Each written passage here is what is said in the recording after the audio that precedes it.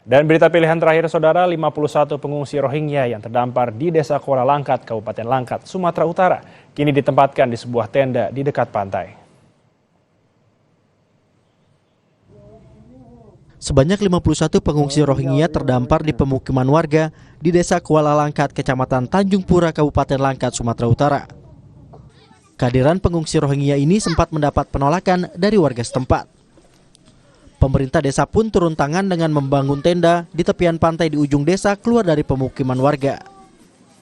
Dibawalah ke tempat di pantai Tanjung Lampu Ujung Damak di tepi pantai. Karena untuk menjauhkan dari pemukiman masyarakat supaya mereka pengungsi-pengungsi ini lebih mudah untuk buang air besar dan mudah membuang air kecil, juga istilahnya disinilah untuk sementara.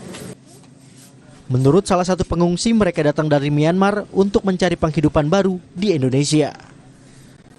First of all, one boat is transfer Myanmar to Bangladesh, and another boat is transfer Indonesian boat. And Indonesian boat is in the sea middle. We are diving all, and we are swimming in area. The Indonesian public save us, and there are a lot of things. Sebelum mendarat di Langkat, para pengungsi Rohingya ini didamparkan oleh sebuah kapal yang diduga berasal dari Myanmar selama sekitar 1 bulan di lautan. Dedi Zulfikar Tarigan, Kompas TV, Langkat, Sumatera Utara.